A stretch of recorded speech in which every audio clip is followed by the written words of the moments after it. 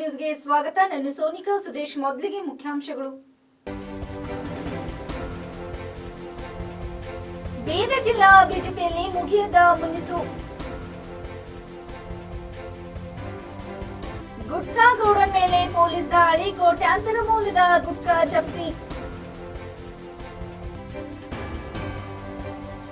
ನಗರದಲ್ಲಿ ಜನವರಿ 21, 22ರಂದು ರಾಮೋತ್ಸವ.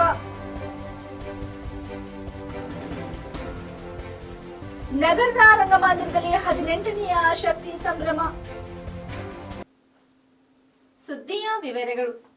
ಬೀದರ್ ಜಿಲ್ಲಾ ಬಿಜೆಪಿ ಮನೆಯೊಂದು 3 ಬಾಗಿಲಂತಾಗಿದ್ದು, ನೂತನ ಜಿಲ್ಲಾಧ್ಯಕ್ಷರ ಆಯ್ಕೆ ಬಳಿಕವೂ ಮುನಿಸು ಮುಗಿದಂತೆ ಕಾಣುತ್ತಿಲ್ಲ.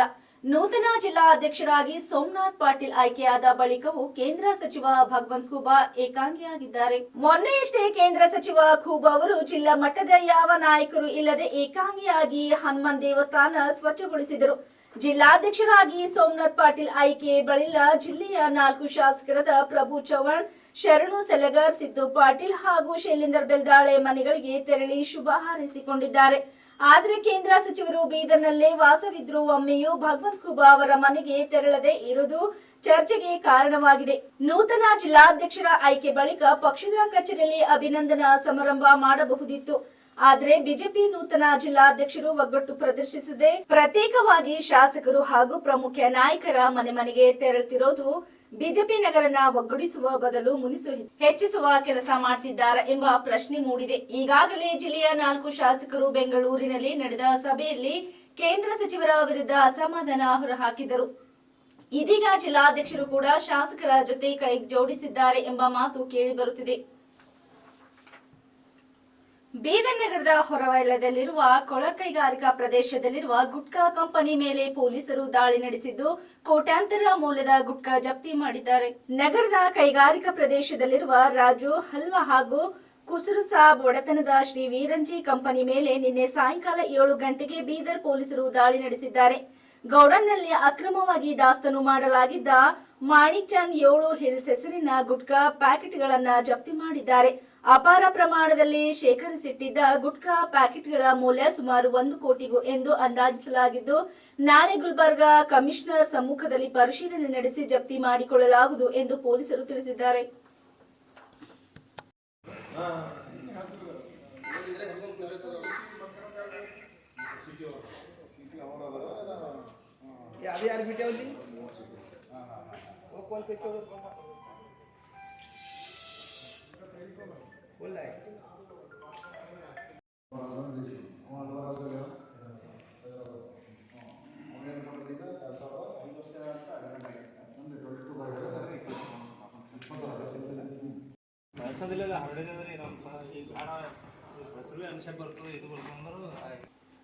ಬೀದರ್ ಜಿಲ್ಲೆಯ ಮಠಾಧೀಶರ ಒಕ್ಕೂಟದ ಹಾಗೂ ಶ್ರೀ ರಾಮಲೀಲಾ ಉತ್ಸವ ಸಮಿತಿ ವತಿಯಿಂದ ನಗರದ ಶ್ರೀ ಸಾಯಿ ಆದರ್ಶ ಶಾಲೆ ಆವರಣದಲ್ಲಿ ಶ್ರೀರಾಮೋತ್ಸವ ಜರುಗಲಿದೆ ಎಂದು ನಗರದ ಪತ್ರಿಕಾ ಭವನದಲ್ಲಿ ನಡೆದ ಪತ್ರಿಕೆಗೋಷ್ಠಿಯಲ್ಲಿ ತಿಳಿಸಿದ್ದಾರೆ. ಜನವರಿ 21ರಂದು ಸಂಜೆ 5 ಗಂಟೆಗೆ ಬೆಂಗಳೂರಿನ ಸುಪ್ರಸಿದ್ಧ ಕಲಾವಿದರಿಂದ ಸಂಗೀತ ಜಾಗರಣ ಕಾರ್ಯಕ್ರಮ ಮತ್ತು ಜನವರಿ 22ರಂದು ಸಂಜೆ 5 ಗಂಟೆಗೆ ಸಾಮೂಹಿಕ ಕಾರ್ಯಕ್ರಮ ನಡೆಯಲಿದ್ದು, ಸಂಜೆ 5:30 ಶ್ರೀರಾಮನ ಮೂರ್ತಿಗೆ ಸರ್ವ ಪೂಜ್ಯರಿಂದ ಅಭಿಷೇಕ ಮತ್ತು ಸಾಮೂಹಿಕ ಹನುಮಾನ್ ಚಾಲಿಸ್ ಪಠಣ, ಅದೇ ರೀತಿ ಕರಸೇವಕರಿಗೆ ಗೌರವ ಸನ್ಮಾನ ಜರುಗಲಿದೆ ಎಂದು ಜಿಲ್ಲೆಯ ಮಠಾಧೀಶರ ಒಕ್ಕೂಟದ ಹಾಗೂ ಶ್ರೀ ರಾಮಲೀಲಾ ಉತ್ಸವ ಸಮಿತಿಯವರು ತಿಳಿಸಿದರು. ಹಾಗೂ ಸಮಸ್ತ ಜಿಲ್ಲೆಯ ರಾಮ ಭಕ್ತರ ಒಂದು ಸದಿಚ್ಛೆ ಮೇರೆಗೆ ದಿನಾಂಕ 21 ಹಾಗೂ 22 ಜನವರಿ ಸಾಯಂಕಾಲ 5 ಗಂಟೆಗೆ ವಿಶಿಷ್ಟವಾಗಿ ಉತ್ಸವದ ಕಾರ್ಯಕ್ರಮ ನಮ್ಮ ಬೀದರ್ ಜಿಲ್ಲೆಯಲ್ಲಿ ವೈಭವದಿಂದ ನಡೆಯುತ್ತಿದೆ. 21ನೇ ತಾರೀಕಿಗೆ ಸಾಯಂಕಾಲ 5 ಗಂಟೆಗೆ ಸಂಗೀತ ಉತ್ಸವ ಕಾರ್ಯಕ್ರಮ. ಬೆಂಗಳೂರಿನಿಂದ ಒಂದು ವಿಶೇಷ ತಂಡವನ್ನು ಇಲ್ಲಿಗೆ ಬರುವುದರೊಂದಿಗೆ ಜೊತೆಯಲ್ಲಿ ನಮ್ಮ ಬೀದರ್ ಜಿಲ್ಲೆಯ ಸಮಸ್ತ ಕಲಾವಿದರಿಗೂ ಕೂಡ ಅಲ್ಲಿ ಒಂದು ಅವಕಾಶ ಇದೆ. ಇವರೆಲ್ಲರನ್ನು ಕೂಡಿ ಒಂದು ಸುಂದರವಾಗಿರ್ತಕ್ಕಂತಹ ಒಂದು ಭಕ್ತಿಮಯವಾದಂತಹ ಜಾಗರಣ ಕಾರ್ಯಕ್ರಮ. ಇದು ಜಾಗ ನಮ್ಮ ಸಾಯಿಗ್ರಾಮದಲ್ಲಿ, ಯಾಕಂದರೆ ಸುಲಭವಾಗಿ ಎಲ್ಲರಿಗೂ ಸಿಗ್ತಕ್ಕಂಥ ಜಾಗ ಅದು. ಅದಾದ ನಂತರ 22ನೇ ತಾರೀಕಿಗೆ ಸಂಜೆ 5 ಗಂಟೆಗೆ ಸಾಮೂಹಿಕ ಕಾರ್ಯಕ್ರಮವಾಗಿ 5:30ಕ್ಕೆ ಶ್ರೀರಾಮಮೂರ್ತಿಗೆ ಎಲ್ಲ ಪೂಜ್ಯರು ಕೂಡಿ ಒಂದು ಅಭಿಷೇಕದ ಕಾರ್ಯಕ್ರಮ ಇದೆ. ಇಷ್ಟಾದ ನಂತರ ಸಾಮೂಹಿಕವಾಗಿ ಹನುಮಾನ ಚಾಲಿಸ ಓದ್ತಕ್ಕಂಥ ಒಂದು ಕಾರ್ಯಕ್ರಮ, ಪಠಣದ ಕಾರ್ಯಕ್ರಮ. ನಂತರ 498 ವರ್ಷಗಳ ಕಳೆದ ನಂತರ ಮತ್ತೆ ಭವ್ಯವಾದಂತಹ ರಾಮ ಮಂದಿರ ನಿರ್ಮಾಣವಾಗ್ತಾ ಇದೆ. ರಾಮಮೂರ್ತಿಯ ಪ್ರತಿಷ್ಠಾಪನೆ ಕಾರ್ಯಕ್ರಮ ಇದೆ. ಪ್ರಾಣ ಪ್ರತಿಷ್ಠಾಪನೆ ಕಾರ್ಯಕ್ರಮ 22 ಸಂಪನ್ನವಾಗಿದೆ. ಅಂತಹ ಕಾರ್ಯಕ್ರಮದ ನಿಮಿತ್ತವಾಗಿರಿಸಿಕೊಂಡು 498 ಸ್ತಬ್ಧ ಚಿತ್ತಗಳು ಮುಂದೆ ಮಕ್ಕಳನ್ನ ರಾಮನ ಸ್ವರೂಪದಲ್ಲಿ ಅವರಿಗೆಲ್ಲ ಪೂಜ್ಯರು ಕೂಡಿ ಪುಷ್ಪಾರ್ಚನೆಯನ್ನ ಮತ್ತು ಗೌರವಾನ್ವಿತ ಎಲ್ಲ ನಮ್ಮ ಮುಖ್ಯಸ್ಥರು, ಜನತೆಗಳು ಹಾಗೂ ಈ ಸಮಿತಿಯ ಸರ್ವ ಸದಸ್ಯರು ಕೂಡಿ ಆ ಒಂದು ರಾಮನೇ ಇಷ್ಟು ವರ್ಷಗಳ ಕಳೆದ ನಂತರ ಮತ್ತೆ ಆಗಮಿಸ್ತಾ ಇದ್ದಾನೆ ಅಂತ ಭಾವನಾತ್ಮಕ ಸಂಬಂಧವನ್ನು ಜೋಡಿಸ್ತಕ್ಕಂಥ ಈ ಸುಂದರ ಕಾರ್ಯಕ್ರಮ, ಈ ಒಂದು ಸುಂದರವಾದಂತಹ ಕಾರ್ಯಕ್ರಮಕ್ಕೆ ಇಲ್ಲೇ ಸಾಕ್ಷಿಯಾಗಿ ನಿಂತಿದೆ. ನಿಜವಾಗ್ಲೂ ಕೂಡ ದೊಡ್ಡ ಖುಷಿ ಅಂತಂದ್ರೆ ನಾವು ಅಲ್ಲಲ್ಲಿ ನಡೀತಕ್ಕಂತಹ ಮಂತ್ರಾಕ್ಷತೆಯ ಕಾರ್ಯಕ್ರಮ ಪ್ರತಿ ಹಳ್ಳಿಗಳಿಗೆ ನಾವು ಹೋದಾಗ ಝೋಪಡಿಯಿಂದ ಮಹಾಲ್ವರೆಗೆ ಪ್ರತಿಯೊಂದು ಗಲ್ಲಿಯಿಂದ ಪ್ರತಿಯೊಂದು ಮಂದಿರದವರೆಗೆ ಇಷ್ಟು ಉತ್ಸಾಹ ತುಂಬಿಕೊಂಡು ನಿಂತಿದೆ. ಆ ಹಣ್ಣಿನಲ್ಲಿ ಹಂಗ ರಸ ತುಂಬಿಕೊಂಡು ನಿಂತಿದೆ.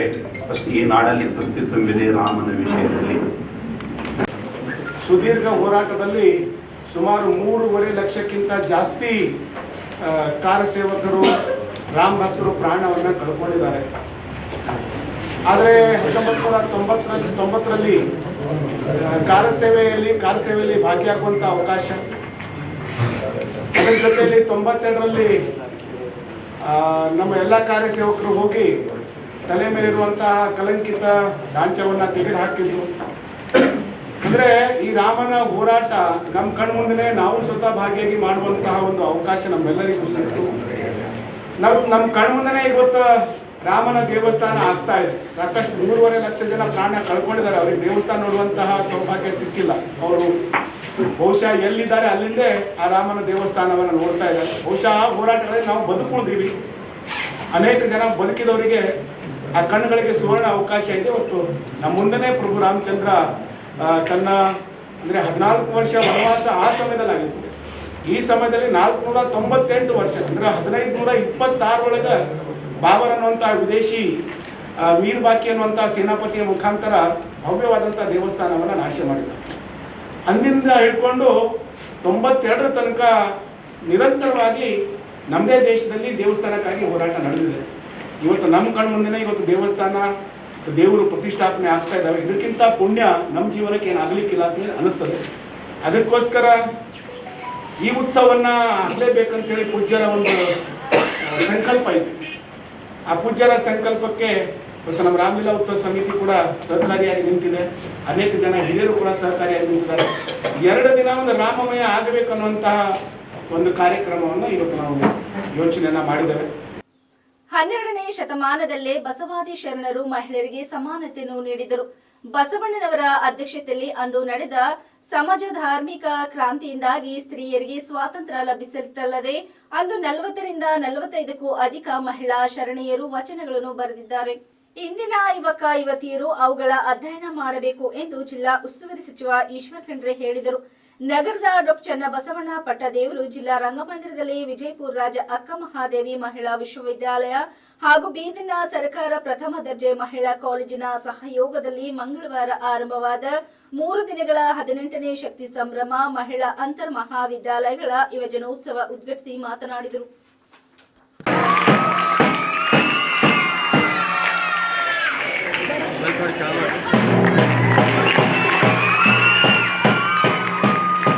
ಯಾಕಂತ ಹೇಳಿದ್ರೆ ಬಹಳ ಮಹತ್ವ ಇದೆ.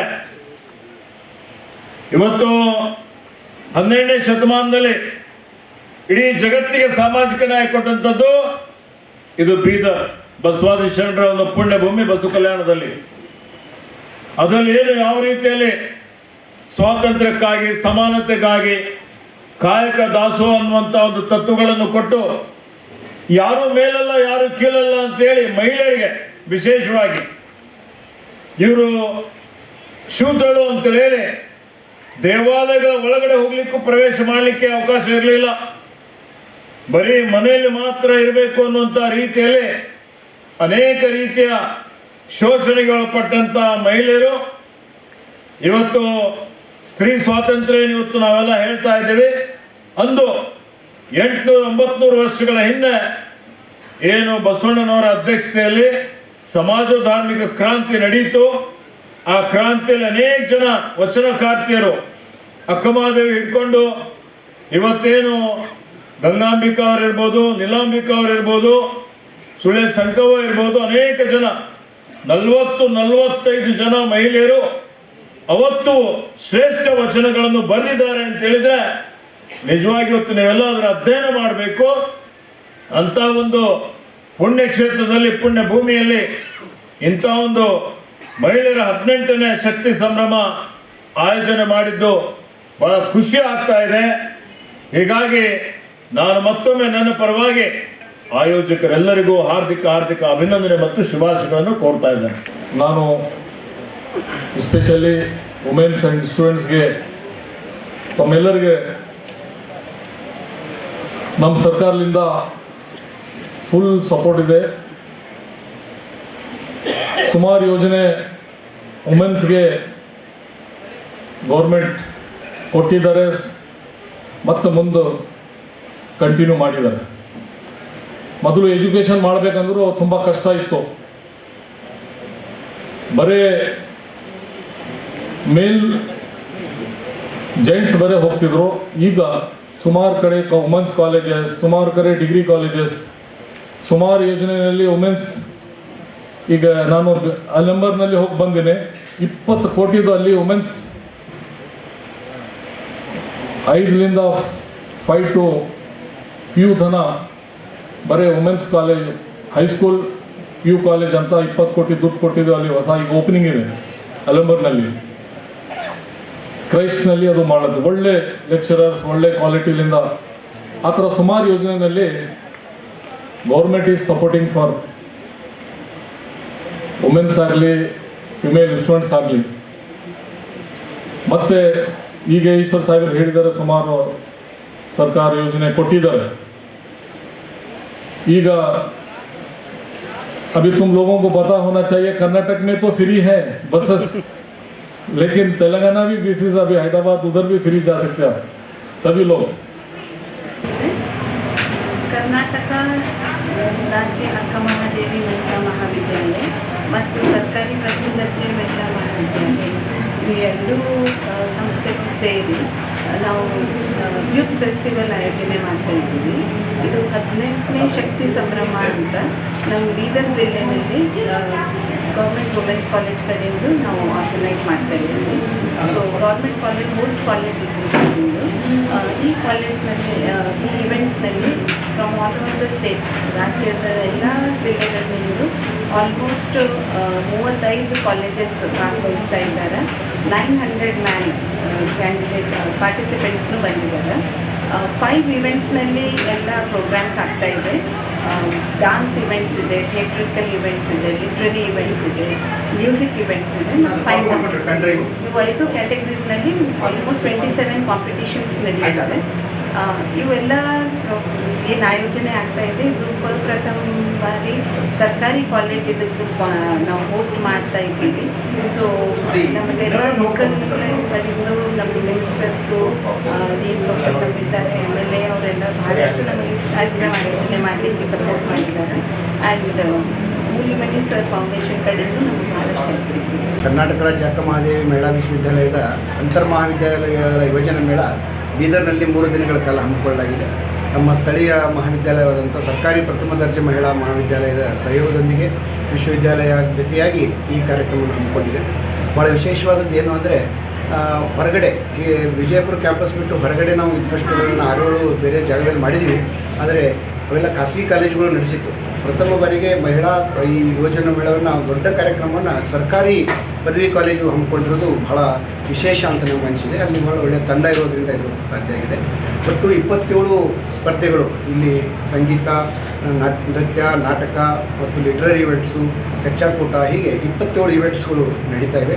ಇದರಲ್ಲಿ 900 ವಿದ್ಯಾರ್ಥಿನಿಯರು ನಮ್ಮ 35 ಮಹಾವಿದ್ಯಾಲಯಗಳಿಂದ, ನಮ್ಮ ರಾಜ್ಯದ ಬೇರೆ ಬೇರೆ ಜಿಲ್ಲೆಗಳಿಂದ ಆಗಮಿಸಿದ್ದಾರೆ. ಅವರ ಮತ್ತು ಅತ್ಯುತ್ತಮ ತೀರ್ಪುಗಾರನ್ನು ಕೂಡ ಇಲ್ಲಿ ನಾವು ಕರೆಸಿದ್ದೀವಿ. ಅದರ 3 ದಿನಗಳ ಕಾಲ ಒಂದು ಮಹಿಳಾ ಸಾಂಸ್ಕೃತಿಕ ಹಬ್ಬ ನಡೀತದೆ. ಕಾರ್ಯಕ್ರಮಗಳು ಬಹಳ ಅತ್ಯುತ್ತಮವಾಗಿರ್ತವೆ. ಯಾಕಂದರೆ ವಿದ್ಯಾರ್ಥಿನಿಯರು ನಾಟಕ, ನೃತ್ಯ ಇವುಗಳನ್ನು ಭಾಳ ಪ್ರೊಫೆಷ್ನಲಿ ಮಾಡ್ತಾರೆ. ಇದಕ್ಕಾಗಿ ನಾನು ಬೀದರ್ ಜನತೆಗೆ, ಆಸ್ಪಾಸ್ನವರಿಗೆಲ್ಲ ಈ ಕಾರ್ಯಕ್ರಮ ಬರಬೇಕು ಅಂತ ಸ್ವಾಗತಿಸ್ತೀನಿ. 6 ವಿವಿಧ ತಾಲೂಕುಗಳಿಂದ ಬಂದಂತಹ ಕಾಲೇಜುಗಳು ಈ ಒಂದು ಶಕ್ತಿ ಸಂಭ್ರಮ ಕಾರ್ಯಕ್ರಮದಲ್ಲಿ ಈ ಕಾರ್ಯಕ್ರಮದಿಂದ ಯುವಜನತೆಯಲ್ಲಿರ್ತಕ್ಕಂತಹ ಒಂದು ಸೂಕ್ತ ಪ್ರತಿಭೆಯನ್ನು ಹೊರತರಲಿಕ್ಕೆ ನಮಗೆ ಸಾಧ್ಯ ಆಗ್ತದೆ. ಎಸ್ಪೆಷಲಿ ಮಹಿಳಾ ವಿದ್ಯಾರ್ಥಿನಿಯರ ಬಳಿ ಇರತಕ್ಕಂತಹ ಅಗಾಧ ಶಕ್ತಿಯನ್ನು ಹೊರ ತರುವಂತಹ ಒಂದು ಪ್ರಯತ್ನವೇ ಈ ಶಕ್ತಿ ಸಂಭ್ರಮ ಆಗಿದೆ. ಈ ವೇದಿಕೆ ಅಂಥ ಮಹಿಳೆಯರಿಗೆ ಒಂದು ಪ್ಲಾಟ್ಫಾರ್ಮ್ ಅನ್ನು ನಿರ್ಮಾಣ ಮಾಡಿಕೊಟ್ಟಿದೆ ಅಂತಕ್ಕಂಥದ್ದು ನನ್ನ ಭಾವನೆ. ಬೀದರ್ ಅಯೋಧ್ಯೆಯಲ್ಲಿ ಜನವರಿ 22ರಂದು ಶ್ರೀರಾಮನ ಪ್ರಾಣ ಪ್ರತಿಷ್ಠಾಪನೆ ಕಾರ್ಯಕ್ರಮ ನಡೆಯಲಿರುವ ಹಿನ್ನೆಲೆಯಲ್ಲಿ ಭಾರತ ದೇಶದ ಹೆಮ್ಮೆಯ ಪ್ರಧಾನಿ ಶ್ರೀ ಸನ್ಮಾನ ನರೇಂದ್ರ ಮೋದಿಜಿ ಅವರು ದೇಶದಂತ ಅನೇಕ ಪುರಾತನದ ದೇವಸ್ಥಾನಗಳು ಸ್ವಚ್ಛತಾ ಅಭಿಯಾನಕ್ಕೆ ಕರೆ ನೀಡಿದರು. ಅದರಂತೆ ಈ ಸ್ವಚ್ಛತಾ ಅಭಿಯಾನ ಕಾರ್ಯಕ್ರಮ ಹಮ್ಮಿಕೊಂಡಿದ್ದೆ ಬಸವಕಲ್ಯಾಣ ತಾಲೂಕಿನ ಘಾಟಿಪ್ಪರ್ಗ ಶ್ರೀ ರಾಮಲಿಂಗೇಶ್ವರರ ದೇವಸ್ಥಾನ ಸ್ವಚ್ಛತೆ ಮಾಡಲಾಯಿತು. ಈ ಸ್ವಚ್ಛತಾ ಅಭಿಯಾನ ಕಾರ್ಯಕ್ರಮ ಕಲಬುರಗಿ ಜಿಲ್ಲೆಯ ಹಡಪದ ಅಪ್ಪಣ್ಣ ಸಮಾಜದ ವತಿಯಿಂದ ಹಮ್ಮಿಕೊಂಡ ಡಾಕ್ಟರ್ ಎಂಬಿ ಹಡಪದ ಸುಗರ್ ಎನ್ನವರು ಇಂದಿನಿಂದ ದೇಶದಂತ ದೇವಾಲಯಗಳ ಸ್ವಚ್ಛತಾ ಅಭಿಯಾನ ಆರಂಭಗೊಂಡಿದ್ದು, ಇದರ ಅಂಗವಾಗಿ ಇಂದು ಬೀದರ್ ಜಿಲ್ಲೆಯ ಬಸವಕಲ್ಯಾಣ ತಾಲೂಕಿನ ಘಾಟಿಪ್ಪರ್ಗ ಗ್ರಾಮದ ಹೊರವಲಯದಲ್ಲಿರುವ ಪುರಾತನದ ಐತಿಹಾಸಿಕ ದೇವಸ್ಥಾನ ಶ್ರೀ ರಾಮಲಿಂಗೇಶ್ವರ ದೇವಾಲಯದಲ್ಲಿ ಕಲಬುರಗಿ ಜಿಲ್ಲೆಯ ಹಡಪದ ಅಪ್ಪಣ್ಣ ಕ್ಷೌರಿಕ ಸಮಾಜದ ಜಿಲ್ಲಾ ಸಂಘಟನಾ ಕಾರ್ಯದರ್ಶಿಗಳು doctor Mallikarjun B Hadapada sugar N ಅವರ ವತಿಯಿಂದ ಹಮ್ಮಿಕೊಂಡಿದ್ದ ಸ್ವಚ್ಛತಾ ಅಭಿಯಾನದಲ್ಲಿ ಪಾಲ್ಗೊಂಡು ದೇವಸ್ಥಾನದಲ್ಲಿ ಕಸ ಗುಡಿಸಿ ದೇವಸ್ಥಾನವನ್ನು ನೀರು ಹಾಕಿ ತೊಳೆದು ಎಲ್ಲ ಬಂಧುಗಳು ಸ್ವಯಂ ಸೇವೆಯಿಂದ ಇಂದು ನಿರಂತರವಾಗಿ ಸೇವೆಯಿಂದ ದೇವಸ್ಥಾನ ಅತ್ಯಂತ ಸುಂದರವಾಗಿ ಕಾಣುವಂತೆ ತಮ್ಮ ಈ ಸಮುದಾಯದಿಂದ ಅಳಿಲು ಸೇವೆ ಸಲ್ಲಿಸಿದರು. ಈ ಸಂದರ್ಭದಲ್ಲಿ ದಯಾನಂದ್ ಹಡಪದ ಬಗದೂರಿ, ಸಂತೋಷ್ ಹಡಪದ ಕಲಬುರ್ಗಿ, ಮಲ್ಲಿಕಾರ್ಜುನ್ ಬನ್ನೂರೆ ಮತ್ತು ಶ್ರೀಶೈಲ ಬಗ್ದೂರಿ, ರಾಜ್ಕುಮಾರ್ ಹಡಪದ, ಸಿದ್ದು ಎಳವಂತಿಗಿ ಹಾಗೂ ಪವನ್ ಬಗ್ದೂರಿ, ಪ್ರದೀಪ್ ಸೇರಿದಂತೆ doctor Mallikarjun B Hadapada sugar N ಅವರಿಗೆ ಸಾಥ್ ನೀಡುವುದರ ಮೂಲಕ ಈ ಸ್ವಚ್ಛತಾ ಕಾರ್ಯ ಕೆಲಸದಲ್ಲಿ ತಮ್ಮನ್ನು ತಾವು ತೊಡಗಿಸಿಕೊಂಡರು. ಜೈ ಶ್ರೀರಾಮ್, ಜೈ ಬಜರಂಗ ಬಲಿ, ಹನುಮಾನ್ ಕಿ ಜೈ ಘೋಷಣೆ ಮಾಡುವ ಮೂಲಕ ಈ ಸ್ವಚ್ಛತಾ ಅಭಿಯಾನ ಕಾರ್ಯಕ್ರಮ ಯಶಸ್ವಿಯಾಗಿ ನಡೆಸಿ ಕೊಟ್ಟೆಲ್ಲ ನಮ್ಮ ಹಡಪದ ಅಪ್ಪಣ್ಣ ಸಮಾಜದ ಬಂಧುಗಳಿಗೆ ಮತ್ತು ಶ್ರೀರಾಮ ಹನುಮಾನ್ ಭಕ್ತರಿಗೆ ಅನಂತ ಧನ್ಯವಾದಗಳು ತಿಳಿಸಿದರು.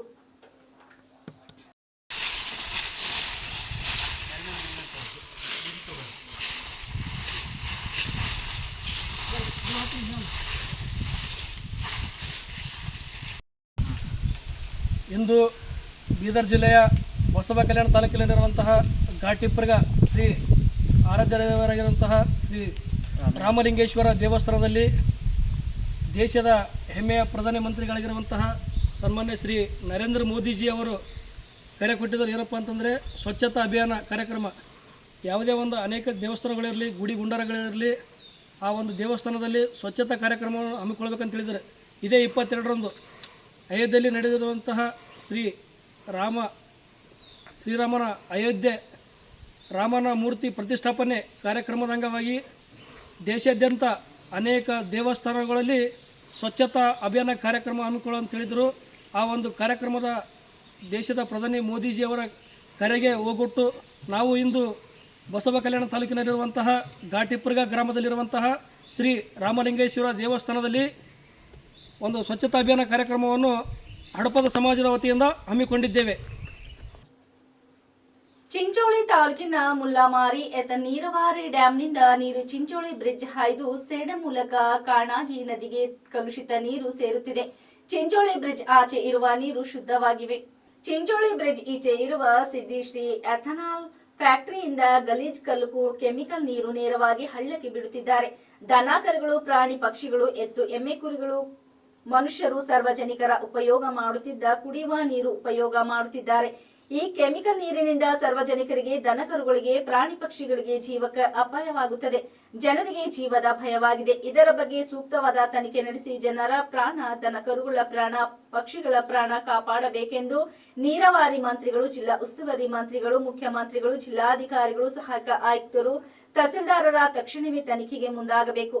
ಶರಣಬಸಪ್ಪ ಮಂಶೆಟ್ಟಿ, ಜಿಲ್ಲಾ ಅಧ್ಯಕ್ಷರು, ಕೆಪಿಆರ್ಎಸ್, ಜಾಫರ್ ಖಾನ್, ಶಂಕರಯ್ಯ ಸ್ವಾಮಿ, ಅಕ್ಬರ್ ಸಾಂಸರಾಘವ್, ಕರ್ನಾಟಕ ಪ್ರಾಂತ್ಯ ರೈತ ಸಂಘ ಒತ್ತಾಯಪಡಿಸಿದ್ದಾರೆ.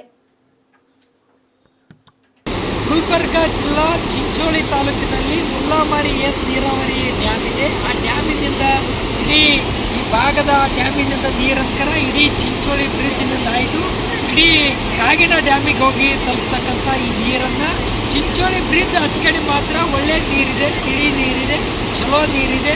ಈ ನೀರನ್ನು ದನ ಕರುಗಳು ಕುಡಿತಾವ, ಎತ್ತುಗಳು ಕುಡಿತಾವ, ಎಮ್ಮೆಗಳು ಕುಡಿತಾವ, ಕುರಿಗಳು ಕುಡಿತಾವ, ಪ್ರಾಣಿ ಪಕ್ಷಿಗಳು ಕುಡಿತಾವ, ಕೋಳಿಗಳು ಕುಡಿತಾವ, ಮನುಷ್ಯರು ಕೂಡ ಕುಡಿಯೋಕ್ಕೆ ಈ ನೀರನ್ನು ಉಪಯೋಗ ಮಾಡ್ತಾ ಇದ್ವಿ. ಇವತ್ತು ಎಣ್ಣೆ ಕೂಡ ಬೆಳೆಗಳಿಗೆ ಎಣ್ಣೆನ ಔಷಧ ಇರ್ತಕ್ಕಂಥ ರೀತಿಯಲ್ಲಿ ಕೂಡ ಈ ನೀರನ್ನು ಉಪಯೋಗ ಮಾಡ್ತಾ ಇದ್ದೀವಿ. ಇದರಲ್ಲಿ ಏನು ಸಿದ್ಧಶ್ರೀ ಎಥನಾಲ್ ಫ್ಯಾಕ್ಟ್ರಿ ಏನಿದೆ, ಎಥನಾಲ್ ಫ್ಯಾಕ್ಟ್ರಿ ಮೂಲಕ ನೀರು, ಕೆಮಿಕಲ್ ನೀರು, ಗಲೀಜ್ ನೀರು, ಈ ಫ್ಯಾಕ್ಟ್ರಿ ನೀರು ಅನ್ಕರ ಇಡೀ ನೇರವಾಗಿ ತಂದು ಹಳ್ಳಕ್ಕೆ ಬಿಟ್ಟಿದ್ದಾರೆ. ಹಳ್ಳಕ್ಕೆ ಬಿಟ್ಟು ಬೇಜವಾಬ್ದಾರಿ ತಂದು ಕಾಗಿನ ನದಿಗೆ ಹೋಗ್ತಿರ್ತೀವಿ, ಸೇಡಂ ತನಕ ಈ ನೀರನ್ನು ಹೋಗ್ತದೆ. ಇಲ್ಲಿ ನಾವು ಪೋಲಕ್ಪಳ್ಳಿ ಬ್ರಿಡ್ಜಿನ ಹತ್ರ ನಿಂತು ನಾವು ಮಾತಾಡ್ತಾ ಇದ್ದೀವಿ. ಇಲ್ಲಿ ನೀರಿನ ಕರ ಕೆಂಪ ಕರ್ರಗ ಕಲಾರನ್ನು ಆಗಿದೆ ಈ ನೀರು. ಉಸುಕಂಕರ ಕೂಡ ಇವತ್ತು ಕೆಮಿಕಲ್ ನೀರನ್ನು ಮಿಕ್ಸ್ ಆಗಿರ್ತಕ್ಕಂಥದ್ದು, ಕೆಮಿಕಲ್ ಇರ್ತಕ್ಕಂಥ ಕೂತಿರ್ತಕ್ಕಂಥ ಇದು ಜಿಗಿ ಆಗ್ತಾ ಇದೆ. ಇದು ಕೆಮಿಕಲ್ ಕಾಣ್ತಕ್ಕಂಥದ್ದು, ಇದು ಗಲೀಜ್ ಅಂತಕ್ಕಂಥ ಮಾತಾಡ್ತೀವಿ. ಹಾಗಾಗಿ ನಾವು ದನಗಳಿಗೆ, ಎತ್ತುಗಳಿಗೆ, ಪ್ರಾಣಿ ಪಕ್ಷಿಗಳಿಗೆ, ಮನುಷ್ಯರಿಗೆ ಜೀವಕ್ಕೆ ಧೋಖಾ ಆಗ್ತಕ್ಕಂಥದ್ದು, ಜೀವಕ್ಕೆ ಅಪಾಯ ಆಗ್ತಕ್ಕಂಥ ವಾತಾವರಣ ಇವತ್ತು ನಾವು ಕಾಣ್ತೀವಿ. ಕೆಟ್ಟ ಒಂದು ಕರಾಳಾಗಿರ್ತಕ್ಕಂಥದ್ದನ್ನು ಅನಿಸ್ತಾ ಇದೆ. ಕೆಟ್ಟ ಜನರಿಗೂ ಕೂಡ ಇಲ್ಲಿ ಭಯಾನಕವಾಗಿರ್ತಕ್ಕಂಥ ವಾತಾವರಣ ಕಾಣ್ತೀವಿ. ಇದೆಲ್ಲ ಜನರು ಕೂಡ ಇದನ್ನು ಭಯಪಟ್ಟು ಮಾತಾಡ್ತಕ್ಕಂಥ ಪರಿಸ್ಥಿತಿ. ಚಿಂಚೋಳಿ ತಾಲೂಕಿನಲ್ಲಿ ಯಾರು ಕೇಳೋರಿಲ್ಲ. ಸಿದ್ಧಶ್ರೀ ಎಥನಾಲ್ ಫ್ಯಾಕ್ಟ್ರಿಗೆ ಇರ್ತಕ್ಕಂಥ ಪರಿಸ್ಥಿತಿಯನ್ನು ನಿರ್ಮಾಣ ಇದೆ. ಹಾಗಾಗಿರೋದ್ರಿಂದ ತಕ್ಷಣವೇ ಇದ್ರ ಬಗ್ಗೆ ಆ ಕೆಮಿಕಲ್ ಗಲೀಜ್ ನೀರು ಬಿಡ್ತಕ್ಕಂಥದ್ದಿದೆ, ಈ ಹಳ್ಳಕ್ಕೆ ಬಿಡ್ತಕ್ಕಂಥ ನೀರು ತಡೆಗಟ್ಟಬೇಕು. ಅವ್ರ ಮೇಲೆ ಕಾನೂನು ರೀತಿಯಲ್ಲಿ ಕ್ರಮ ಜಾರಿ ಮಾಡಬೇಕು.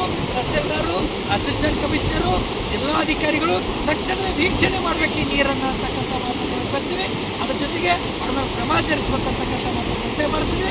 ಜಿಲ್ಲಾ ಉಸ್ತುವಾರಿ ಮಂತ್ರಿಗಳು, ನೀರಾವರಿ ಮಂತ್ರಿಗಳು, ಮುಖ್ಯಮಂತ್ರಿಗಳು ಕೂಡ ಸಿದ್ಧಶ್ರೀ ಎಥನಾಲ್ ಫ್ಯಾಕ್ಟ್ರಿ ಮೇಲೆ ಗಲೀಜ್ ನೀರು ಬಿಡ್ತಕ್ಕಂಥದ್ದು, ಕೆಮಿಕಲ್ ನೀರು ಬಿಡ್ತಕ್ಕಂಥ ತಡೆಗಟ್ಟಬೇಕು. ಈ ಭಾಗದ ಜನರಿಗೂ, ಪ್ರಾಣಿ ಪಕ್ಷಿಗಳದು, ದನ ಕರುಗಳು, ಎತ್ತು ಎಮ್ಮೆಗಳದ್ದು ಪ್ರಾಣ ಉಳಿಸಬೇಕು ಅಂತಕ್ಕಂಥ ಮಾತನ್ನು ಒತ್ತಾಯ ಮಾಡ್ತೀವಿ. ಇಲ್ಲಿವರೆಗೆ ಸುದ್ದಿ ಕೊಟ್ಟಿದ್ದು ನಾನು ಸೋನಿಕಾ ಸುದೇಶ್. ಮುಂದಿನ ಸುದ್ದಿಯೊಂದಿಗೆ ಮತ್ತೆ ಭೇಟಿಯಾಗೋಣ. ವಂದನೆಗಳು.